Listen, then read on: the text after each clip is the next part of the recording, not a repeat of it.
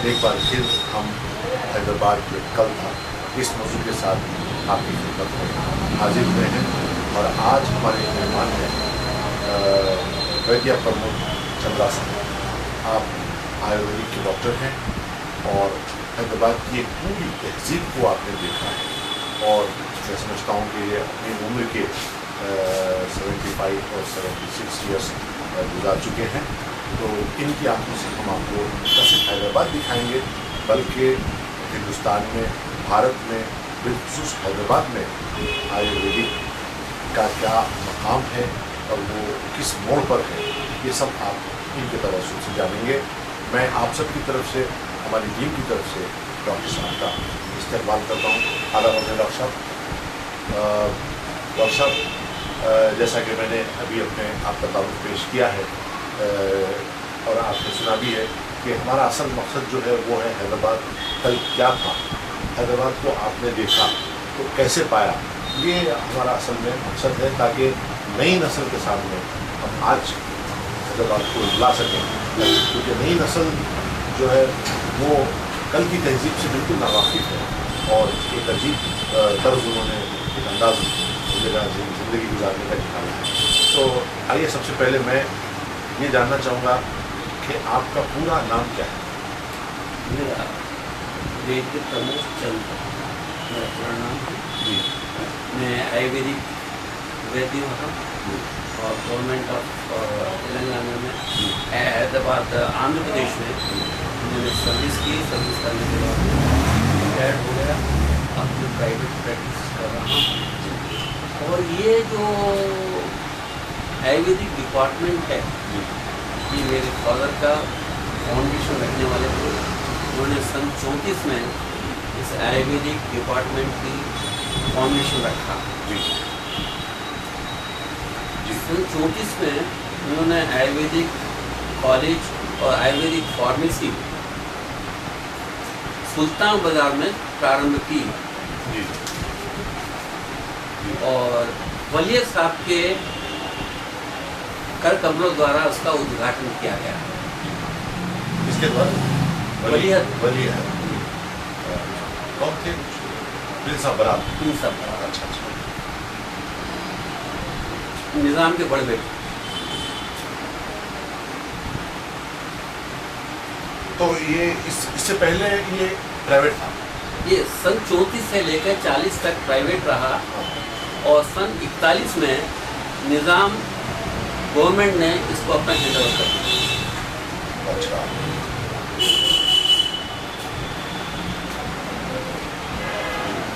तो आपका जो बुनियादी ताल्लुक है वो हैदराबाद से है। आपके दादा वालिद साहब कहाँ से आए? हमारे वालिद साहब जो है हाथरस के रहने वाले थे, अलीगढ़ डिस्ट्रिक्ट के हाथरस। अच्छा। और वहाँ से इन्होंने इनको जो है सर किशन प्रसाद जी ने जो है सन 24 में बुलाया। अच्छा। उनकी कुछ तबीयत खराब हो जाने की वजह से उन्होंने यहाँ के वैद्यों को और ज्योतिषियों को उन्होंने एक सम्मेलन किया था। उसमें इनको सन 24 में बुलाया गया था पंडित राधा कृष्ण जी को। जी, आप जारी रखिए बोलना। जी हाँ, वो जो है इन्होंने जो रखा सन 24 से लेकर ये जब यहाँ आने के बाद में उनकी तीव्र किशन प्रसाद जी की तबीयत बहुत अच्छी रही और जो इनको बीमारी बताया गया था वो सब समय से पहले ही उनकी तबीयत ठीक हो गई और कोई बीमार नहीं हुए। इसलिए इन्होंने इनसे कहा गया कि आप जो है यहाँ रहिए और आपका जो है जी यहाँ पर आप इसकी स्थापना करें। नाना है। अच्छा जी। तो ये नाना जी आपके वैद्य थे? इनके साथ भी और कोई वैद्यों को बुलाया था? नहीं, ये अकेले आए थे। अच्छा। इनको आने के बाद में सन 34 में जब वो यहाँ आए तो जब आप फाउंडर इसका जो है निज़ाम आयुर्वेदिक सफरी दवाखाना और निज़ाम आयुर्वेदिक कॉलेज जब इसकी फाउंडेशन रखा गया उस समय इन्होंने यहाँ के लोकल जो हकीम लोग थे उन सब लोगों को 7 आदमियों को एक जगह जमा करके एक कमेटी बनाई, जी। जिसने कि गवर्नमेंट आयुर्वेदिक सफी दवाखाना, government Ayurvedic college, government Ayurvedic pharmacy की जो है फाउंडेशन रखा गया, जो कि सन 34 से लेकर 40 तक प्राइवेट रहा। अच्छा अच्छा। 41 में जब निज़ाम ने इसको गवर्नमेंट डिपार्टमेंट बना दिया, उसकी वजह क्या रहा? गवर्नमेंट, इसलिए सब लोग पूछते हैं भाई उसने क्या किया, तो इन्होंने सबसे पहले क्या हुआ था,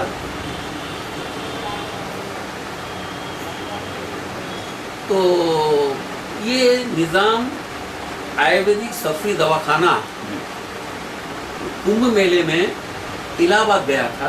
अच्छा अच्छा। वहाँ पर इनको वहाँ पर हैजा हो गया। हैजा होने के बाद में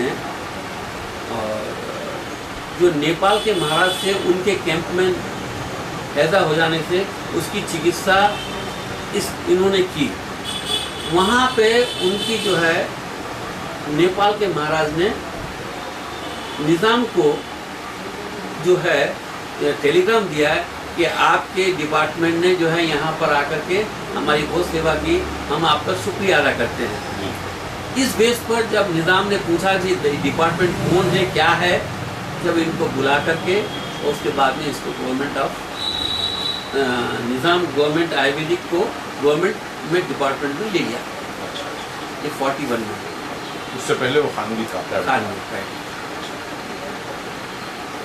अब तो फिर 41 से लेकर जितना भी जो वर्कर थे उस समय के, वो सब गवर्नमेंट सर्विस में आ गए। और आने के बाद में वो लोग चलते रहे, वे अपने समय समय पर सब रिटायर्ड होते गए। फादर भी जो 1956 में रिटायर्ड हो गए। और उसके बाद में हम लोग जो हैं हैदराबाद खासी बाज़ार में हमारा रहना सहना रहने लगा। और इन्होंने जो है अपने जीवन में, फादर ने आयुर्वेदिक की बहुत सी किताबों का ट्रांसलेशन किया और बहुत सी किताबें जो हैं बनाई, जो कि बाहर से आगरा और राजस्थान से प्रिंट हुई।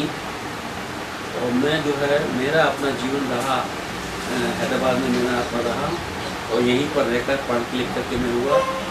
आयुर्वेदिक भी मैंने यहीं पे सीखी पिताजी की संस्कृता में, जो आज तक उनके पिता के मैं गवर्नमेंट सर्विस में आ गया सन 60 से लेकर के 98 तक मैंने जो है गवर्नमेंट सर्विस की। उसके बाद मैं रिटायर हो गया और अपना प्राइवेट दवाखाना चला रहा हूँ। और चैरिटेबल दवाखाना मैं गोलीपुर में भी अभी चलाता हूँ, सुबह 2 घंटे, और बाकी के समय मैं जो है अपने घर के देता हूँ। तो जितनी भी सेवा हो जाए रिटायरमेंट के बाद में, बेकार न बैठ करके पब्लिक को उसके अपने जो हमने सीखा है उसका जो सही फ़ायदा उनको दे सकें, ये सोच करके हमने ये काम कर रहा हूँ मैं। आपके बेटे कितने हैं? मेरे 2 बेटे 2 बेटियाँ हैं। बेटियों की शादी हो गई। बेटे का जो है एक बेटी की शादी हो गई, बेटा छोटा है अभी। और बेटियाँ सब जो हैं, सब बच्चे जो पोस्ट ग्रेजुएट्स हैं। मगर तकलीफ यही रही कि मेरे बाद में इस काम को संभालने वाला कोई नहीं रहा।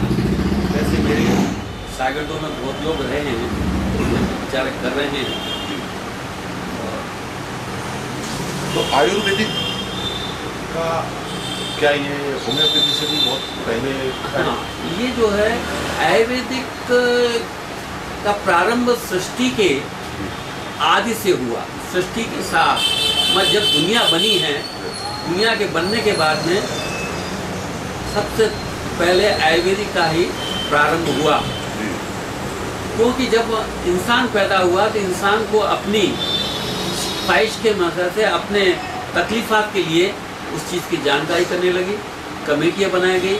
और चरक में इस चीज़ के बारे में एक अच्छा विवरण दिया। चरक संहिता में आयुर्वेदिक का कैसे स्थापना हुई और उसके स्थापना के कारण क्या बने और किस ढंग से उसके अंदर चला गया, इसका पूरा विवरण चरक संहिता में दिया गया है। और उसके बाद में और उसके चरक संहिता ही इसका पूरा अपना रोक दीजिए अब चाय पी लीजिए। जनपदोध्वंस नामक एक चैप्टर है, उसमें उस समय के जो महर्षि लोग थे, महर्षि को कहना चाहिए, उस समय के साइंटिस्ट थे, उन लोगों ने एक जगह संग्रह होकर के हिमालय के तराई में बैठ करके आयुर्वेद की रचना की और इसके बारे में पूरा विवरण किया। आयुर और वेद ये दो शब्दों का मिलन है। आयु बोले तो जीवन शैली, कैसे हमें जीना है। वेद जो उसके बारे में व्याख्या करता है, जो उसके बारे में बताता है, उसका नाम वेद है। आयुर्वेद, आयु को कैसे हमें बढ़ाना चाहिए, आयु को कैसे सही रखना चाहिए, ये इसके अंदर पूरा विवरण दिया गया है। चरक के अंदर इसका पूर्ण रूप से जनपदोध्वंस नामक चैप्टर के अंदर इसका पूर्ण रूप से विवरण दिया है और वहीं से इसकी आयुर्वेदिक की स्थापना उस काल से हुई है जो सृष्टि के आदिकाल है और जब से चली आ रही। उसके बाद में समय समय पर दूसरी पैथियों का प्रादुर्भाव हुआ, जैसे कि हेमोपैथिक हुआ, यूनानी रहा और एलोपैथिक रहा। इस समय पर जैसे कि है जर्मन से जो है हेमोपैथिक का प्रारंभ हुआ और ब्रिटिश एरिया से जो है एलोपैथिक का प्रारंभ हुआ और यूनानी का यूनान से हुआ। मगर यूनान में यहाँ से भी अपने तेलंगाना हैदराबाद राज्य से कहना चाहिए बहुत ही नज़दीक का रहा, क्योंकि चरक आदि जो ग्रंथ हैं उनका ट्रांसलेशन उस समय के जो हकीमात थे उन लोगों ने जो कराया है वो हैदराबाद के ही निज़ाम स्टेट के करीमनगर डिस्ट्रिक्ट के कनकाजी मनकाजी नाम के दो भाई थे जो उस समय के वैद्य थे और उनको यहाँ से अरब ले जा करके वहाँ पर चरक संहिता का पूर्ण रूप से ट्रांसलेशन कराया और जिसका नाम चरक संहिता बोल करके वो बनी वहाँ पर। और आज भी उसी के बहुत से प्रयोग जो हैं यूनानी में मौजूद हैं। और यूनानी आयुर्वेदिक ये दो अलग शैलियाँ, दो रोड अलग हैं, मगर सही देखा जाए दोनों की चीज़ तो एक ही है।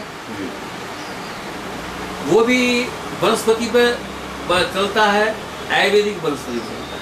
किस पर? वनस्पति, बॉटनी, मतलब कि पत्ते फूल फल, इसको जो है वनस्पति कहते हैं। तो इसी तरह से वनस्पति घी क्या है? मतलब वनस्पति घी का मतलब ये है जो झाड़ पौधों से पैदा होने वाली चीज़।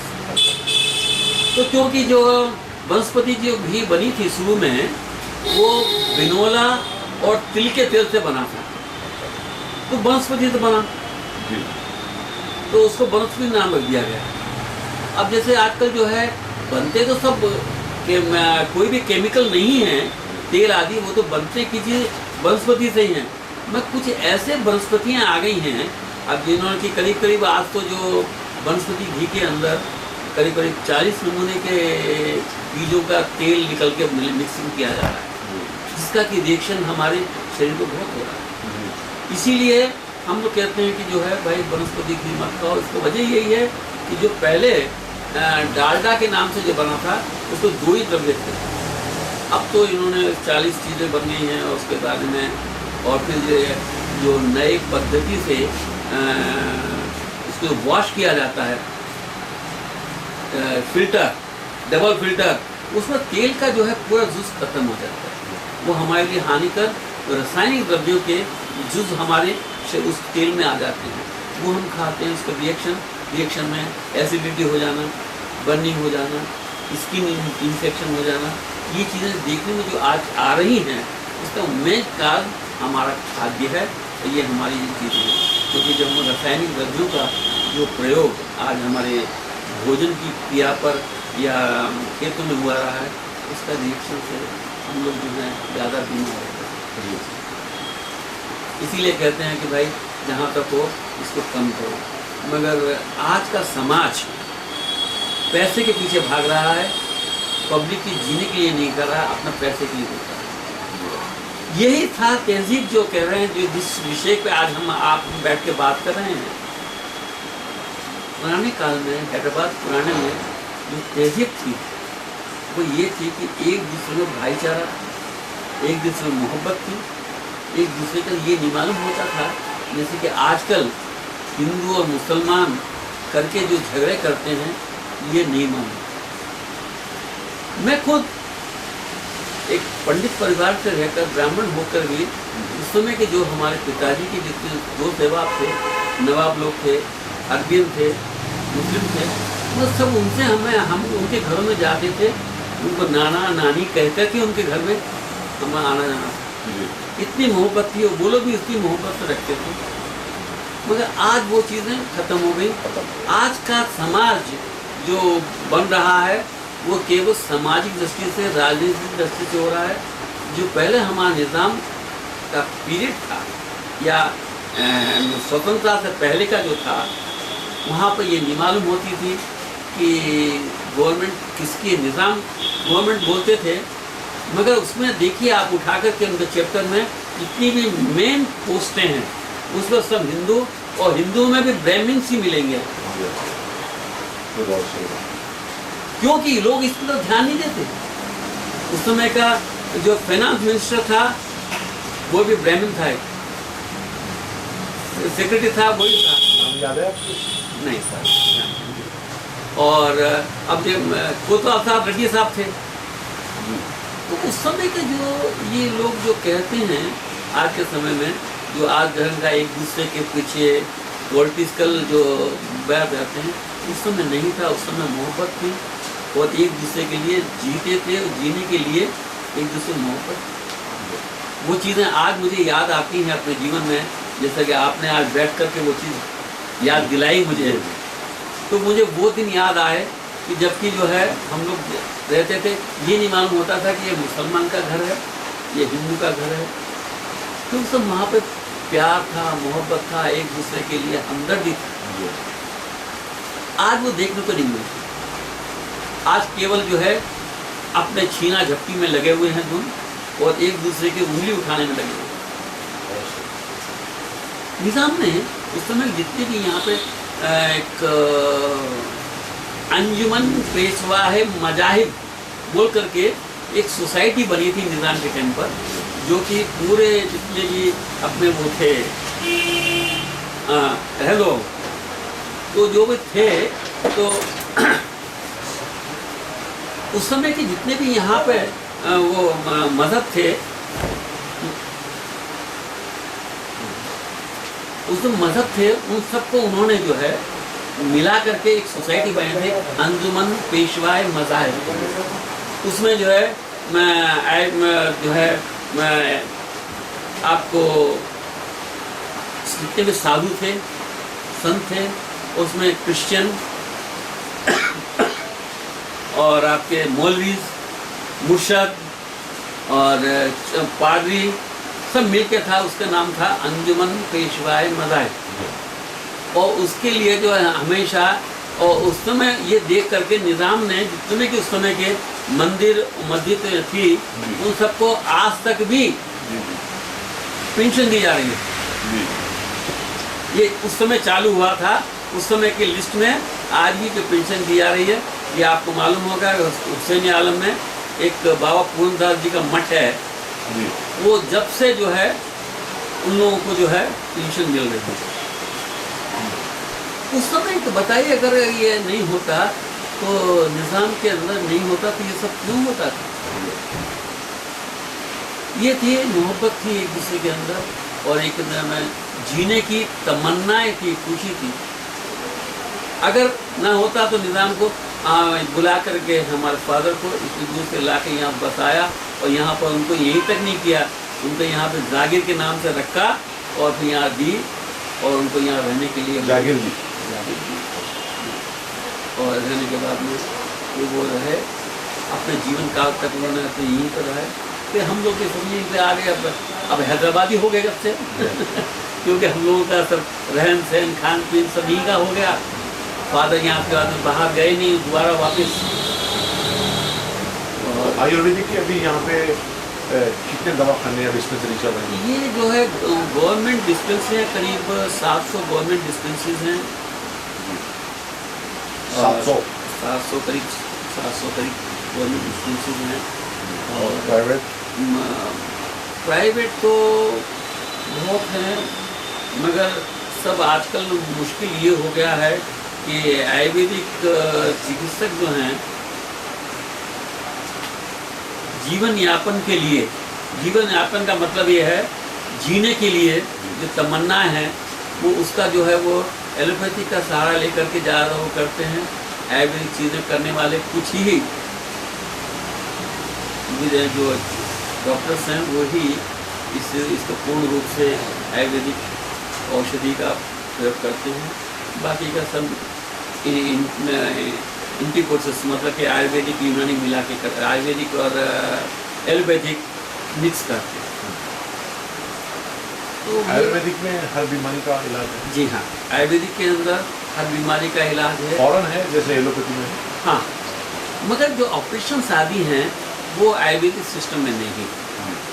ये ऐसा है हमारे पास आयुर्वेदिक सिस्टम में जो मॉडर्न जितनी भी सर्जरी है ये सर्जरी आयुर्वेदिक के अंदर है। मगर क्या हुआ कि जैन काल और बुद्ध काल में तो हिंसा परमो धर्म और ब्लड को निकलते ही जो अहिंसा का हिंसा हो जाती थी, उस काल से जो है इसका जो है वो चीज़ें खत्म हो गई। और हमारा जो बीच का काल रहा 2500 साल जो बीच में जैन और बुद्ध काल में रहे, वहाँ पर सर्जरी जो है आयुर्वेदिक की खत्म हो गई। आज भी जो मॉडर्न सर्जरी है उसके अंदर भी आप डिफरेंसेस देखेंगे आप, वो ये सर्जरी का जो है आयुर्वेदिक में सुश्रुत संहिता से प्रारंभ हुई। चरक संहिता जो है वो चिकित्सा शास्त्र है और सुश्रुत संहिता जो है सुश्रुत संहिता ये जो है सर्जरी की बुक्स है। इन्होंने सर्जरी में उस समय जो आजकल के जो लोग हार्ट का ऑपरेशन, ब्रेन का ऑपरेशन और ये जितने भी चेंजेस ऑफ किडनी हार्ट जो करते हैं ये उसके उस काल में है। ये सुश्रुत संहिता के अंदर इन सब चीज़ का वर्णन है। और आज भी जो मॉडर्न लोग हैं उसकी सहायता से देखते हुए अपने को आगे बढ़ा रहे हैं, प्रैक्टिकल कर रहे हैं। ये नहीं कह सकते कि आपकी पहले नहीं थी, पहले थी, बहुत मॉडर्न थी, वो एडवांस थी हमारे पास में।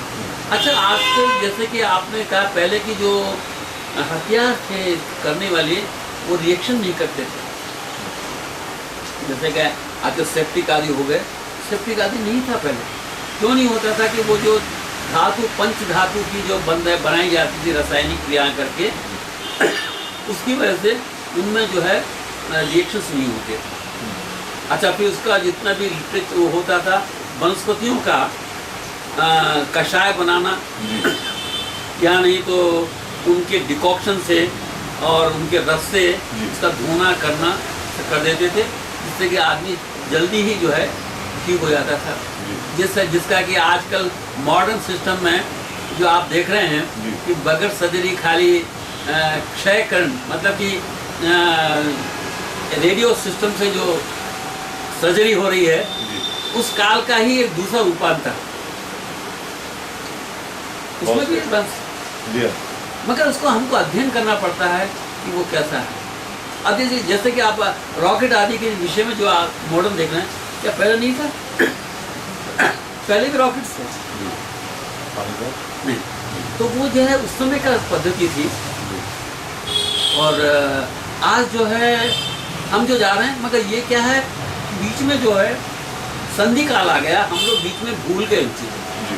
को। अब जो है उसके बारे में जैसे जैसे लोग प्रैक्टिकल करते जा रहे हैं, बढ़ते जा रहे हैं, ये भारतीय संस्कृति का वेदों में जो आया है उसको देखिए। तो वेदों में जो चीज़ें आई हैं, आज भी जो कुछ भी है, जो जितनी भी एडवांस साइंस जा रहा है, बेस वही है। सृष्टि कैसे बनी इसके बारे में भी देखिए, आजकल जो रिसर्च कर रहे हैं लोग, वो उसी बेस पे कर रहे हैं, बेस वही है। उसको देख करके ये लोग अपने नए नए जो बना रहे हैं, यंत्र बना करके उसमें जो है शोध कर रहे हैं कैसे। अच्छा, आयुर्वेदिक की दवाइयों में कोई साइड इफेक्ट है? आयुर्वेदिक दवाइयों में साइड इफेक्ट नहीं है। क्यों नहीं है? कि ये वनस्पतियों से बनने वाली द्रव्य है, और जो हम खाते हैं जैसे कि नमक है, मिर्ची है, अदरक है, लहसुन है, इन चीज़ों से बनी हुई औषधि है। और जैसे कि वनस्पति जो होती रहती हैं, उनका रहता है तो उसका रिएक्शन नहीं होता। वो नहीं होते, मुख्य वजह यह है कि उसमें कोई केमिकल्स नहीं है। केमिकल्स का मतलब यह है एक दूसरे के अंदर बनावटी चीज़ें मिला करके, विषादी केमिकल के अंदर ज़्यादातर है ऐसी द्रव्यों को मिलाया जाता है जो कि जहरीले हो, तेज़ करने के लिए और ज़्यादा पावरफुल बनाने के लिए उसके अंदर विषादी या तो जिसकी चीज़ ज़्यादा खाने से आदमी के अंदर रिएक्शन पैदा होता है, वो आ जाता है। वो आयुर्वेदिक दवाइयों का मिजाज कैसा है? हाँ, आयुर्वेदिक का जो मूलभूत सिद्धांत है, वात पित्त कफ।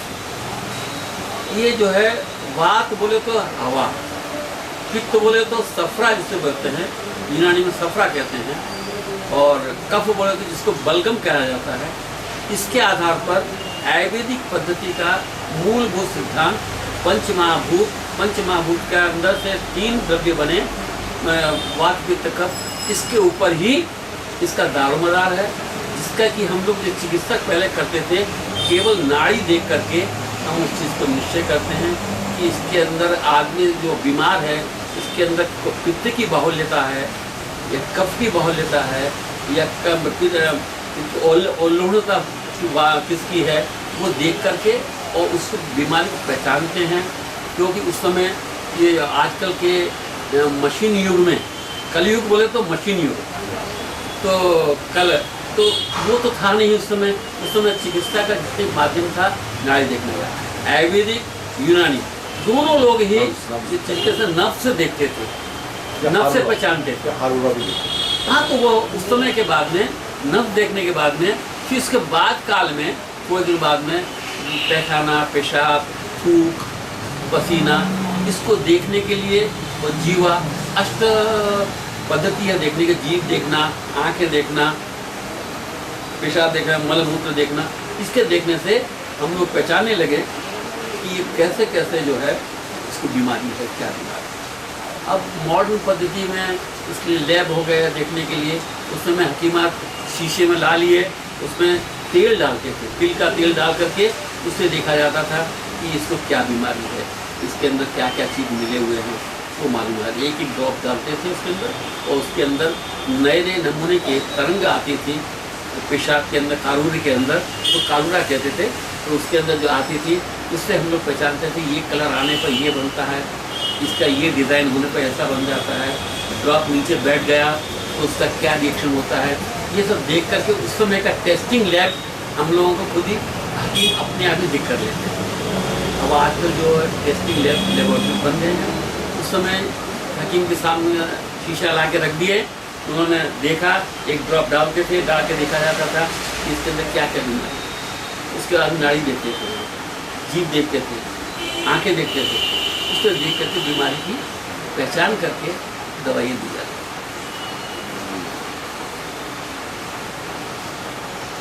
आज भी हार्ट डिसीज, किडनीज पे जो रिएक्शंस दूसरे के हो रहे हैं, उसका वजह वही है कि औषधि किस प्रकृति वाले को, प्रकृति जो है 3 प्रकृति हुई, ठंडी और गर्म 2 प्रकृति होती है, इसमें किसको क्या देना चाहिए ये निश्चय नहीं होता। एलोपैथिक सिस्टम में जो औषधि दी जाती है, वो औषधि प्रधान है। यहाँ पर बेसिकल 2 है, एक तो है एलोपैथिक, एक है होम्योपैथिक। एलोपैथिक में जो है वो औषधि है, वो 2 प्रकार की होती है। एक तो है आयुर्वेदिक सिस्टम में है कि बीमारी की जड़ को, बेस को देखते हैं। एलोपैथिक में जो बीमारी है उसको दवा दी जाती है, उसका ट्रीटमेंट करते हैं। इसीलिए जो है आयुर्वेदिक सिस्टम में देर लगती है, जो चिकित्सा का उसका मेन कार्य यही है कि उसको बेस से हम लोग उसको ट्रीटमेंट करते हैं। एलोपैथिक में जो आ गया उसका सभी कर दिए, ठीक हो गया। जैसे कि ट्यूमर हुआ, ट्यूमर का साहब ऑपरेशन कर दिए, निकाल दिए ट्यूमर, मगर ट्यूमर बनना तो बनना ही होता, वो बनते रहते हैं। आयुर्वेदिक सिस्टम में क्या है, यूनानी सिस्टम में क्या है, वो औषधि दे करके उसका बनना बंद करेंगे और खिलाकर उसको स्टेरिल कर देंगे, ट्यूमर आदि गला देंगे। ये पद्धति आज भी बहुत से देखे हुए आपने, देखते हैं आजकल नवयुवकों को अंदर ग्लैंड्स पैदा हो जा रहे हैं बॉडी में। अब वो डॉक्टर तो बोलते हैं भाई इसका कुछ भी नहीं है, तो कितना करेंगे ऑपरेशन, बॉडी के अंदर 50-60 जगह है तो 50-60 तो ऑपरेशन नहीं होगा, गुदू ऐसे गांठें बन जाती हैं। तो हमारे आयुर्वेदिक में उसके ढंग के लिए बहुत अच्छा सिस्टम है। उसकी औषधि देने से मेरे पास बहुत से पेशेंट हैं, उनको लाइक बाबा ये दवा लिखाते रहो, आपका अपने आप ही कर जाएगा। ये देख आप ताज्जुब करेंगे, मेरे अपने जीवन काल में जब मैं प्रारंभ में था 1956 की बात याद आई मुझे कि एक बीमार थे, उनकी बॉडी का ये स्थिति आई थी कि हाथ पैरों में कई जगह ऐसा इतना हार्ड हो गया था मांस कि अगर हम उसको पिन लगाते थे, पिन भी मुरझाती थी, वो अंदर से भी घुसती नहीं। उस आदमी की कंडीशन ये हो जाता था कि उसको बुखार रहता था ये आने के बाद में। वैसे ये ग्लैंड्स आदि जो बनते हैं, आप एक रूपांतर 10-15 साल के बाद में उस पेशेंट को बुखार आने लगता है, ग्लैंड्स में दर्द होने लगते हैं। ये सब बेसिकल है। क्या वो ट्यूबर क्लासेस की अलग तो नहीं? हाँ, वो चीज़ अलग है, टीबी की अलग। हाँ, वो अलग चीज़ है। और इसी प्रकार से आयुर्वेदिक पद्धति में आजकल जो ऑपरेशन आदि आंखों के हो रहे हैं, वो रिएक्शन क्यों हो रहा है सर? छोटी सी बात अभी देखते हैं, आप अक्सर देखा कैंप में गए थे, इतने लोग का ऑपरेशन किया और रिएक्शन हो गया, आंखें चली गई। भाई आंखें क्यों गई हैं वो सोचो ना आप लोग, तो वो तो सोचते नहीं है। उसी समय मैंने एक पेशेंट को देखा था जिसकी कि अक्षगोलक, मतलब आंखें अंदर घिसती हुई जा जाके आंखें ऊपर से पलक बंद हो गया। उसका ट्रीटमेंट मैंने पिताजी के साथ देखा, वो जो है उसको 3-4 महीने के अंदर उसकी आंखें ठीक हो गई, उसको औषधि दी गई और उसको जान के कारण आकर के सब ठीक हो गया। मतलब मेन मूल सिद्धांतों की तरफ चलना चाहिए। अरे उसका कोई ऑपरेशन नहीं है, मॉडर्न सिस्टम में उसका कोई ऑपरेशन नहीं है, मैं आयुर्वेदिक सिस्टम से ठीक कर सकता हूँ। आज भी लोगों के अंदर जो ये आंखों के कम दिखने की जो बीमारी हो रही है, या ज़्यादातर जो है मोतियाबिंद आदि हो रहा है, इसके लिए भी आयुर्वेदिक पद्धति के अंदर जो कई औषधियाँ हैं, अगर उनका रेगुलर अगर आदमी इस्तेमाल करे तो वो आंखों की बीमारी जो है और ये चश्मे आदि का भी जो है सिस्टम कम हो सकता है, नवयुवकों तो खास हो सकता है।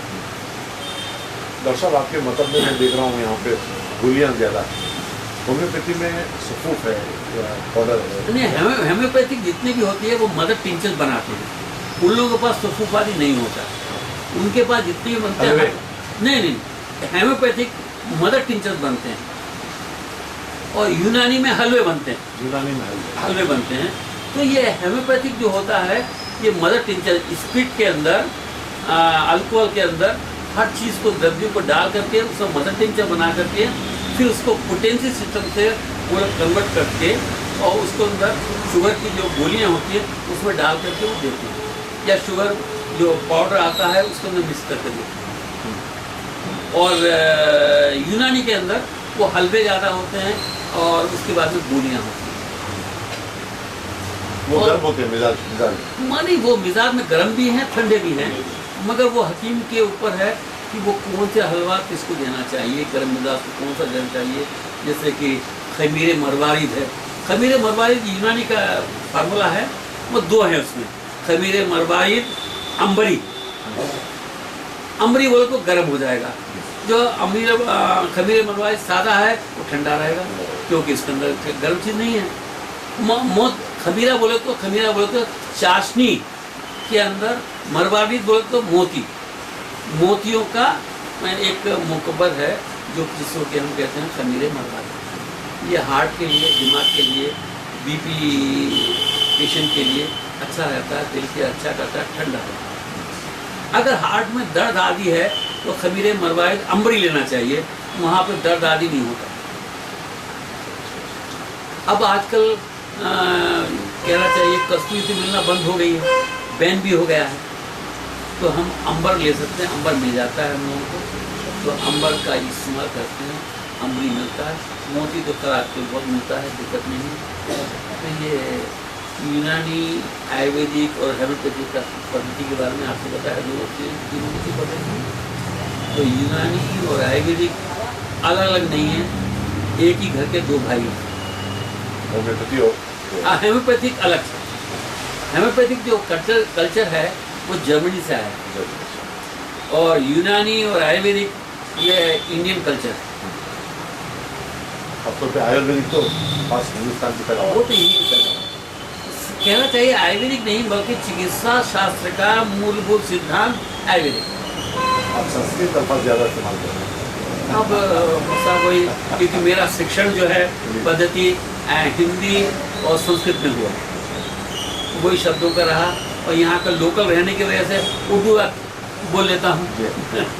अच्छे पास उर्दू बोल रहे हैं। और होम्योपैथी में और आयुर्वेदिक में बहुत चीज़ों के नाम भी एक जैसे हैं, जैसे काली मिर्च है। हाँ, काली मिर्च को आप आयुर्वेदिक में क्या बोलते हैं? हम काली मिर्च बोलते हैं। हाँ। यूनानी में उसको फिलफिले स्या बोलते हैं। फिलफिल फिलफिल वो असल में अरबी है। अरबी है, तो ये जो है यूनानी बने यूनान से है इसी, तो इसलिए करके उनका ज़्यादा शब्द जो है वहाँ के है। और यहाँ के जितने भी पद्धति बनी हैं, हैदराबाद में कॉलेज रहा, साई में यहाँ पे भी अच्छे कभी रहे, मगर जितने भी यहाँ के जो यूनानी के हकीम आए हैं, वो ज़्यादातर उत्तर हिंदुस्तान के आए पहले स्थानीय। उन्होंने आके यहाँ पे आयुर्वेदिक का, यूनानी का जो दवाखाना है उसको बनाने वाले वही लोग रहे, फिर बाद में यहाँ के लोग उसमें कार्य पहले थे, जितने भी बरेली, अलीगढ़, उधर के लोग ज़्यादा। तो डॉक्टर साहब, मैं थोड़ा सा बात का रुख मोड़ता हूँ। मैं ये जानना चाहूँगा कि आपकी इब्तिदाई तालीम कहाँ हुई, किस स्कूल में? मेरा अपना यही है, अपने घासीबाग में रहने की वजह से सबसे नज़दीक में यहाँ पे अग्रवाल विद्यालय था, वहीं पे मेरा शिक्षण पद्धति रही।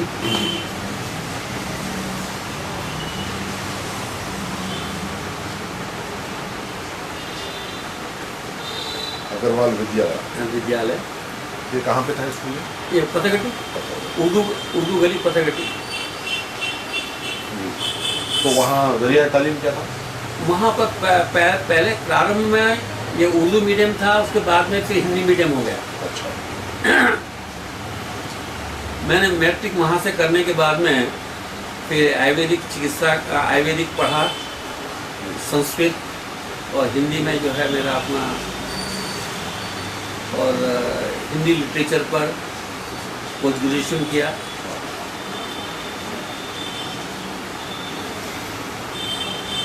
पीजी पोस्ट ग्रेजुएशन कहाँ से किया?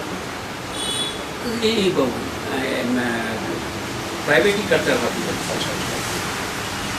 फिर उसके बाद आपने सर्विस ज्वाइन की? फिर मैंने 1960 में सर्विस, गवर्नमेंट सर्विस में आ गया। कौन से डिपार्टमेंट में? इंडियन मेडिसिन डिपार्टमेंट, जिसको कि आजकल आयुष डिपार्टमेंट कहा जाता है।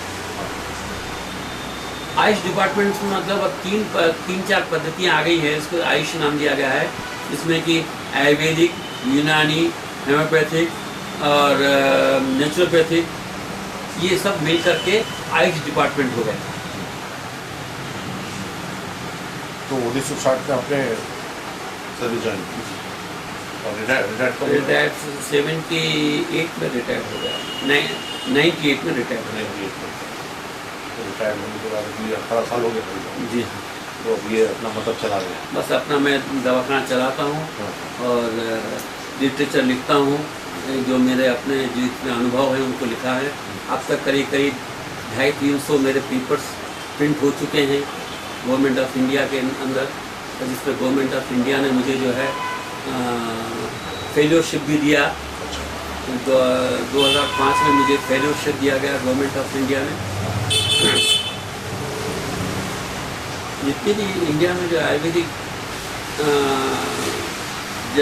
बुक्स हैं वहाँ पे सब मेरे अपने आर्टिकल्स प्रिंट होते हैं।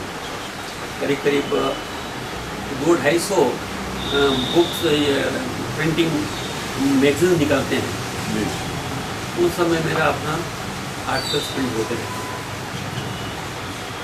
तो वैसियत चूँकि हैदराबाद की तहजीब को आपने देखा है, पुराने शहर से आपका ताल्लुक है, तो कुछ पुराने परिवारों के यहाँ के जो ईद का मौका है या जो दिवाली पटुला है या मुहर्रम है, कुछ आपने बहुत देखा है, तो बताइए उस वक्त कैसा था हिंदू मुस्लिम कल्चर? बिल्कुल बिल्कुल बिल्कुल, आपने बहुत अच्छी बात कही कि ये देखिए ऐसे देखा जाए, मुहर्रम जो होता था याकुतपुर से निकल करके चार मीनार होकर के गुलजार होता करके और फिर काली कमान होकर के वापस चले जाता था।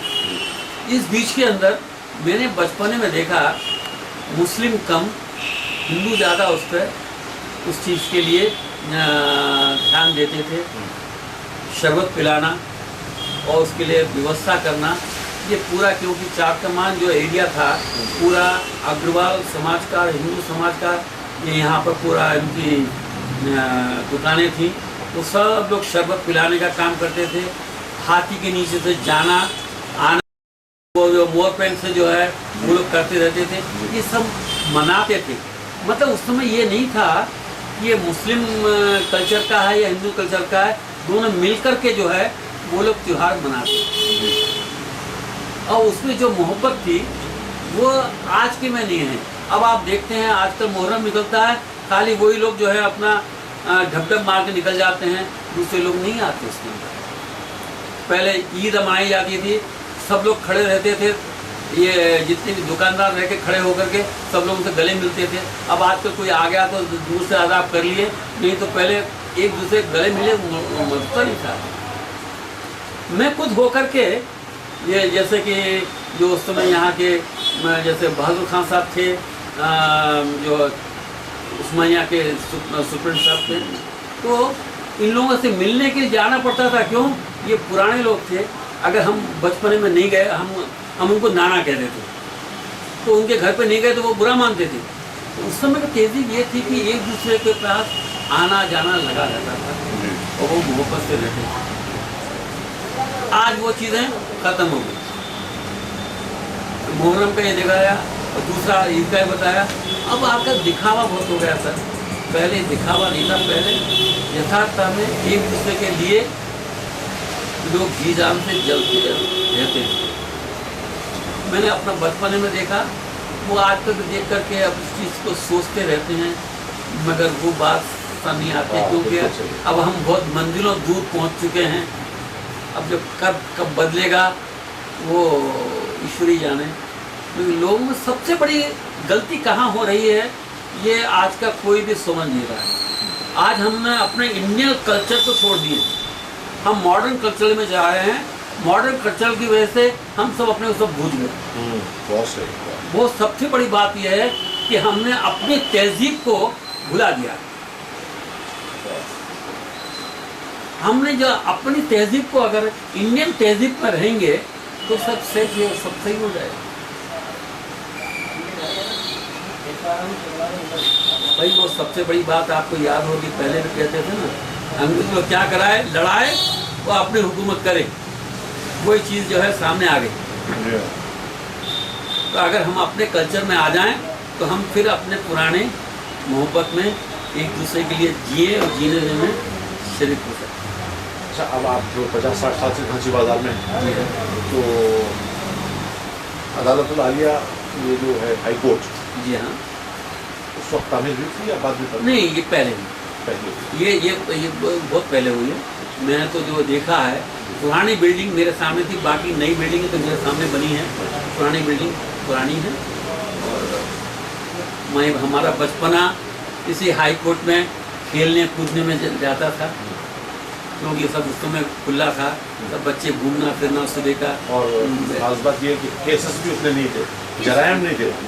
असल में उस समय ये इतने झगड़े तंटे नहीं थे ना साहब, जी हाँ। सब मोहब्बत से झगड़ लेते थे और आपस में एक दूसरे के कह लिए सुन लिए। जी हाँ। साहब ये था, अगर किसी बच्चे को किसी बड़े ने कुछ बोल दिया तो दूसरा उसको जवाब नहीं देता था, मोहब्बत थी। आज तुम बोल के देखो, लड़ने को खड़ा हो जाता।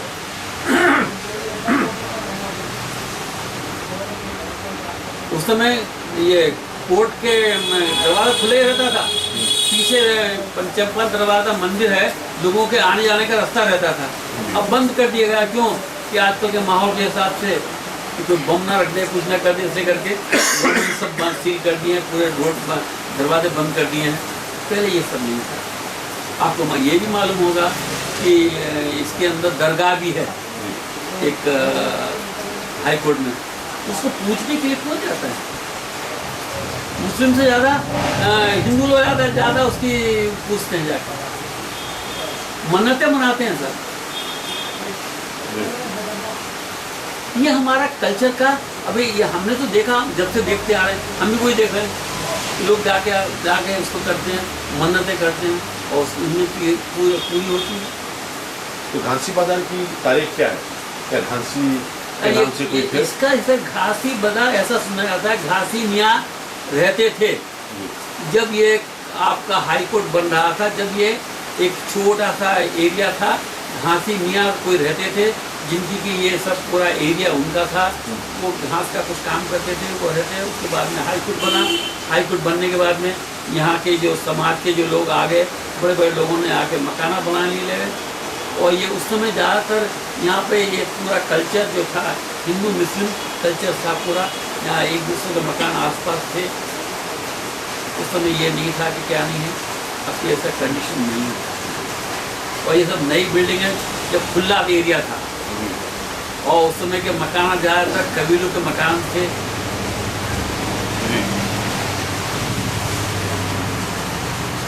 बस अब तो हमें कहना यही है कि साहब अपन लोग घूम फिर करके अपने कल्चर पर, इंडियन कल्चर की तरफ आने की कोशिश करें। और आप जैसे लोग जो पत्रकार लोग हैं, ये जनता को बताएं कि इंडियन कल्चर, भारतीय संस्कृति में कैसे रहते हैं, कैसे जीते हैं, कैसा मोहब्बत एक दूसरे की रहती है, ये सीखना। माध्यम आप ही लोग हैं भाई। जी जी। जो प्रचार का माध्यम तो है, आजकल टीवी अब आ गया, नहीं तो पहले पत्रकारिता जो है पेपर आदि ही था पहला हमारे पास। उस जमाने में इस शहर में थिएटरें कौन सी थी जहाँ पे आप फिल्में देखते थे? साहब मैंने अपने जीवन में शायद ही 10-15 ही फिल्म देखा होगा, क्योंकि मैं कभी ऐसा फिल्म देखने का मुझे अवसर नहीं मिल सका, क्योंकि मैं अपने जीवन में अपने पिताजी के नज़रों के सामने से मुझे नहीं हटाया गया, क्योंकि वहाँ उनके पेशी में हमें हर समय रहना। यहाँ पर उस समय खाली एक कृष्णा टाकीज जो है गुलजार रोड पर एक थी, और आज भी है, और एक स्टेट टाकीज था, 2 थे पुराने सिटी में, बाकी का हाँ एक याकुतपुरा बाद में आया, याकुतपुरे के अंदर याकुत महल के बाद में आया।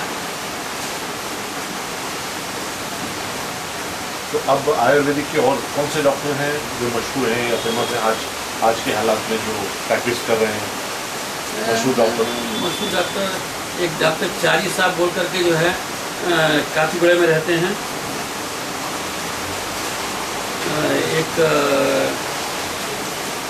एक बिदादा बोल करके बेगम बाजार में बिदादा,